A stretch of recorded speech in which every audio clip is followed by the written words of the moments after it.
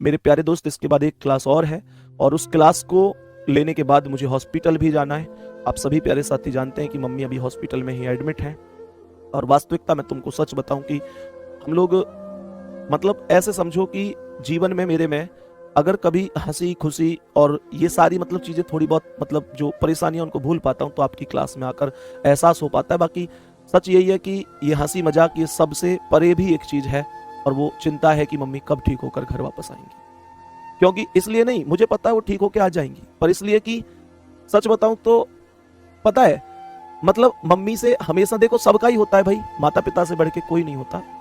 हर व्यक्ति के लिए माता पिता खास ही होते हैं और वास्तविकता बताऊं कुछ ऐसा रहा हमेशा से कि मम्मी से इतना लगाव हमेशा रहा है कि जब साथ रहता था मतलब जब स्टूडेंट लाइफ थी तो जब तक मतलब बैठकर 2-3 घंटे आराम से बात नहीं की तो तब तक ऐसे लगता था कि यार जैसे आज कुछ हुआ ही नहीं है। और आज मान के चलो कि मम्मी से अब जैसे थोड़ा अपना ये एक तरीके से समझो कि कोचिंग लाइन आ गई, थोड़ी जिम्मेदारियां आ गई, तो मम्मी से डेली मुलाकात नहीं हो पाती थी, लेकिन फोन पर 1 घंटा 1.5 घंटा आधा घंटा इतनी बातें हो पाती थी। अब वो सैटरडे से मतलब एडमिट है तो कुल मिलाकर स्थिति ऐसी है कि अभी फिलहाल 10 मिनट के लिए सुबह मिलने देते हैं, 10 मिनट के लिए शाम को मिलने देते हैं। आईसीयू में एडमिट है। सुबह तो मैं मुलाकात कर नहीं पाता हूँ उनसे क्योंकि सुबह का जो टाइम है वो 11 बजे का टाइम है मिलने का, लगभग 11:45 से 12 बजे का। 11:45 है या 10:45 है, मतलब इन दोनों में से ये कोई सा, और उस टाइम पर मेरी क्लास होती है तो मैं नहीं जा पाता हूँ। क्लास भी जरूरी है, सिलेबस भी कराने, एग्जाम भी आ रहे हैं। शाम को मिल पाता हूँ। कल मैं यहाँ से जब गया था तो ट्रैफिक में बहुत ज़्यादा देर हो गई, नहीं पहुँच पाया। शाम भी कल मुलाकात नहीं हो पाई और फिर थोड़ी देर के लिए जो गार्ड साहब खड़े हुए होते हैं गेट पे, उनसे रिक्वेस्ट करके थोड़ी देर के लिए गया। तो हमारी मम्मी को पता है क्या टेंशन थी। मतलब एक चीज होती है कि जब इंसान का इतना बड़ा ऑपरेशन होता है, सोचो कि 40 टांके एक पैर में और 40 टांके एक पैर में, दोनों में मिलाकर 80 टांके आए उनको। बहुत बड़ी बात होती है 2.5 घंटे ऑपरेशन होना, 2.5 घंटे ऑपरेशन होना और मतलब हड्डी को पूरा काटना फिर दूसरी उसकी जगह फिट करना। घुटने के ऑपरेशन हुए थे, आपको बताया मैंने। अब मतलब जब मैं मम्मी के पास पहुंचा तो मैंने कहा कि तुम ठीक तो हो, अब थोड़ा फायदा महसूस कर रही हो। तो हमारी मम्मी को मतलब ये टेंशन नहीं है कि उनके 40 टांके आए, उनको टेंशन ये थी, वो मुझसे ये पूछ रहे हैं कि तू कोचिंग से सीधो सीधो भागे आए हो क्या, कुछ खाए के भी आए हो है, कुछ खा भी लियो थे ना। मतलब सच में यार, हम सबकी जो माता होती हैं उनसे बढ़कर कोई नहीं हो सकता। अपने दर्द को इग्नोर करके हंसने की कोशिश कर रही हैं। वहां जो अंदर सिस्टर थी, मतलब जो नर्स वगैरह होती है उनसे सिस्टर बोलते हैं, मैंने उनसे पूछा कि कैसी तबीयत अभी, तो उन्होंने कहा कि तुम आए हो, तुम्हें देखकर थोड़ा हंस रही हैं, बाकी काफी दर्द था इनके, तो हमने दर्द की दवा वगैरह दी है तो थोड़ा फायदा है। तो वैसे नहीं हंसी थी, तुमको देख के थोड़ा हंस रही है। उनकी परेशानी इतनी होने के बावजूद वो मुझसे पूछ रही कि मैं तो ठीक हूं, तू बता रोटी खाया हो क्या ना, रोटी खाई सुबह से, वो मुझसे ये पूछ रही है। मतलब शब्द नहीं है, ये वास्तविकता है कि किसी के भी प्यार को आजमा कर देख लो, हर एक के प्यार में कुछ ना कुछ आधा अधूरा निकलेगा। और एक माँ का ही प्यार है जो वास्तव में दूसरे से 9 महीने ज्यादा निकलेगा। माँ का प्यार वास्तव में अनथा ही होता है।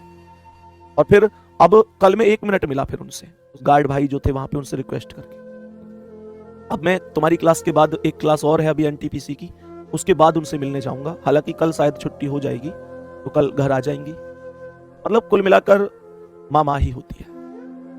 आप सभी लोग बढ़िया रहो। अभी कल शाम मुझसे एक चीज और कह रही, बोली कि पहली बार जिंदगी में ऐसा होगा जब मैं नवरात्रि व्रत नहीं रखूंगी। मतलब वो जब से एक कहते हैं ना, जैसे एक होता है भाई जब से हमने सुर तो संभाली है, इसका मतलब यह है कि वो कह रही कि हमने तो कभी इन बातों पे गौर भी नहीं किया, उन्होंने क्या क्या कर दिया हमारे लिए। कभी अपनी स्टूडेंट लाइफ में मौज मस्ती से फुर्सत नहीं मिली, आज बड़े हो गए तो आज इन चीजों से फुर्सत नहीं मिल रही कि जी हम बिजी हैं, हमारी क्लास है ये। और वास्तविकता उन्होंने हमारे लिए क्या क्या कर दिया। वो हमेशा से नवरात्रि व्रत रखती है केवल इसलिए कि उनकी औलाद खुश रहे। हमेशा से मतलब किसी ने उनको बताया था कि बृहस्पतिवार का व्रत रखो तुम्हारे बच्चे खुश रहेंगे, उन्होंने वो भी चालू कर दिया, वो कभी खत्म नहीं किया। और आज वो इस बात से परेशान थी कि मैं इस बार व्रत नहीं रख पाऊंगी। मैंने कहा तो कोई बात नहीं है, कि नहीं बहुत जरूरी होते हैं बच्चों की खुशी के लिए।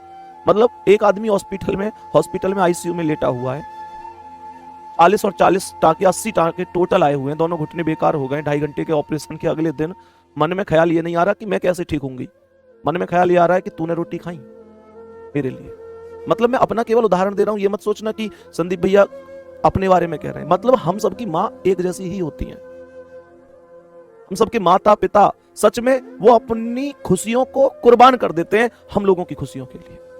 वो अपने दर्द को भूल जाते हैं हमें हंसाने के लिए। कहीं से भी करेंगे हमारे लिए करेंगे, हमें कभी भूखा नहीं सोने देंगे, हमेशा हमेशा यूं ही चिंता करते रहेंगे कि ये ठीक रहे, ये ठीक रहे। बाकी मेहनत करते रहो आप लोग, ठीक है। और बस इतना ही कहूंगा कि कभी भी माता पिता पर गुस्सा मत किया करो। यही वो लोग हैं जो हम पर आंख बंद करके प्यार करते हैं। कभी इनकी बातों का बुरा मत माना करो। मम्मी पापा की बात का कभी बुरा मत माना करो। कभी डांट दें, कभी पिटाई कर दें, कभी कुछ भी कह दें, क्योंकि वही हमारे जीवन के वो असली साथी हैं जो कभी सपने में भी हमारे बारे में बुरा नहीं सोच सकते। हमारी खुशियों में 1000 लोग हमारे साथ होते हैं, हमारी खुशियों में 1000 लोग हमारे लिए तालियां बजा रहे होते हैं, लेकिन हमारी परेशानियों में अगर हमारी पीठ को कोई थपथपाता है कि हाँ कोई बात नहीं, तू बेटा फिर से मेहनत कर, फिर से आगे बढ़, या हमारी वास्तविक परेशानियों को कोई समझता है, हमारे लिए हर छोटी से छोटी चीज का कोई इंतजाम करता है, तो हमारे माता पिता होते हैं। उनसे बढ़कर सच में कोई नहीं होता।